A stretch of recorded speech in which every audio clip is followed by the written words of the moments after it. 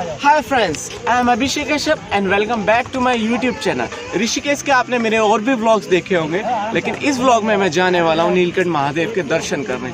तो चलिए मेरे साथ चलते हैं। नीलकंठ महादेव मंदिर हरिद्वार से तकरीबन 51.8 किलोमीटर दूर है और वहीं ऋषिकेश से नीलकंठ महादेव की दूरी तकरीबन 23 किलोमीटर है। यह मंदिर ऋषिकेश से 3500 फीट की ऊंचाइयों पर स्वर्ग आश्रम की पहाड़ियों में बसा हुआ मंदिर है। यह मंदिर मणिकूट, ब्रह्मकूट और विष्णुकूट की वैलियों में बसा हुआ है। अगर आप नीलकंठ महादेव मंदिर पब्लिक ट्रांसपोर्ट से जाना चाहते हैं तो आपको लक्ष्मण झूले के पास बने टैक्सी स्टैंड से टैक्सी मिल जाएगी। उसमें वो 200 रुपए पर पर्सन चार्ज लेते हैं। आना जाना इंक्लूड होता है, जिसमें वो आपको मंदिर लेकर जाएंगे, मंदिर के दर्शन कराएंगे और फिर मंदिर से लक्ष्मण झूले तक वापस लेकर आएंगे। और बहुत लोग नीलकंठ महादेव मंदिर पैदल जाना भी पसंद करते हैं। स्वर्ग आश्रम से एक मंदिर तक का रास्ता है जो कि 11 किलोमीटर पड़ता है, जिसमें आप पैदल ट्रैकिंग का मजा लेते हुए मंदिर के दर्शन करने जा सकते हैं। तो हो जाइए तैयार मेरे साथ चलने के लिए ऋषिकेश से नीलकंठ महादेव की इस रोमांचक यात्रा पर।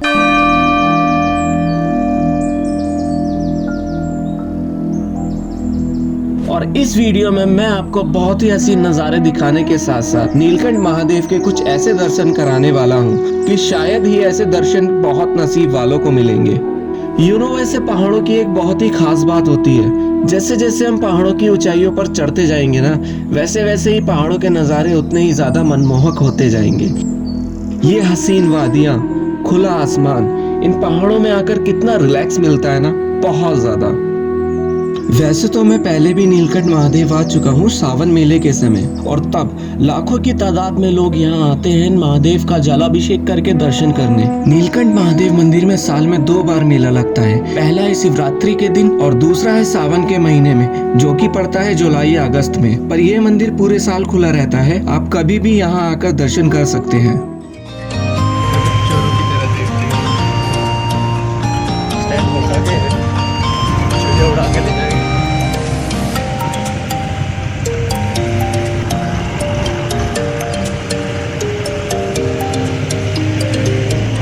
सो फाइनली ऑलमोस्ट हम पहुंच गए हैं और गाड़ी हमें यहीं पीछे पार्क कर दी है। और यहाँ से मंदिर तक का 10 से 15 मिनट का वॉकिंग डिस्टेंस है। यहाँ से हमें पैदल जाना होगा क्योंकि आगे व्हीकल्स अलाउड नहीं है। सो चलते हैं जल्दी से आगे। लीजिए, अभी हम गाड़ी पार्क करके कुछ दूर चले ही थे कि हमें कोविड चेकिंग कैंप मिल गया। अगर आप कहीं भी पब्लिक प्लेस पर बाहर जाते हो ना, तो आपको अपनी और दूसरों की सेफ्टी का बहुत ज़्यादा ध्यान रखना होगा, because safety is a cheap and effective insurance policy. So safety first.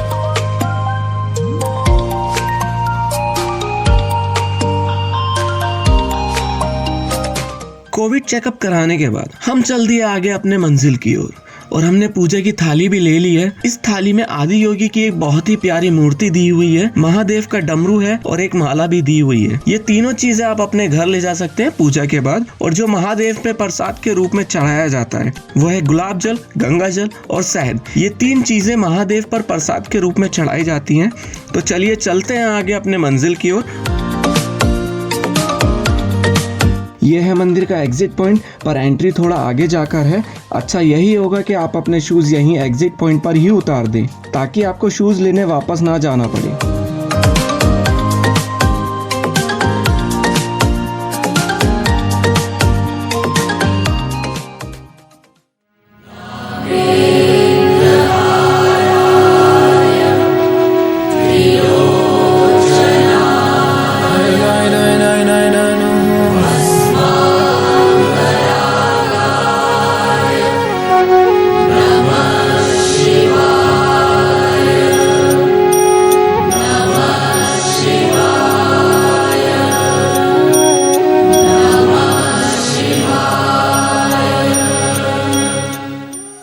Neelkanth Mahadev मंदिर ऋषिकेश के सबसे पूजनीय मंदिरों में से एक है और इस मंदिर का इतिहास भगवान शिव से जुड़ा है।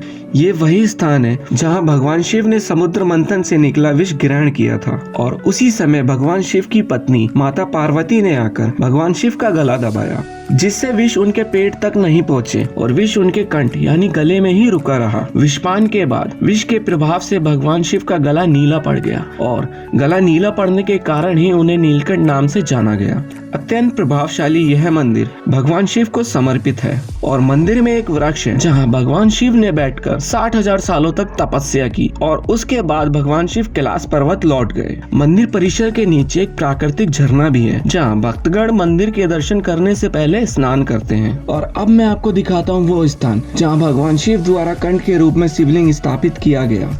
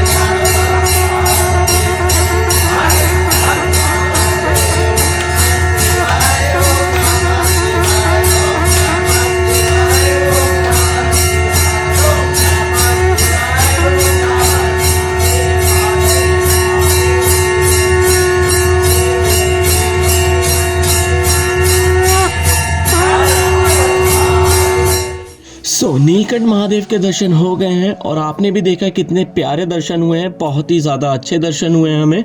और ये है मंदिर का एग्जिट पॉइंट, यहाँ से हमें जाना है बाहर, तो चलिए चलते हैं। और मंदिर से एग्जिट करते हुए रास्ते में हमें मिली है दुकानें, यहाँ से आप घर ले जाने के लिए प्रसाद माला वगैरह लेकर जा सकते हैं। और यहाँ पर खाने पीने की भी काफी अच्छी दुकानें हैं, शॉप्स हैं, होटल्स हैं।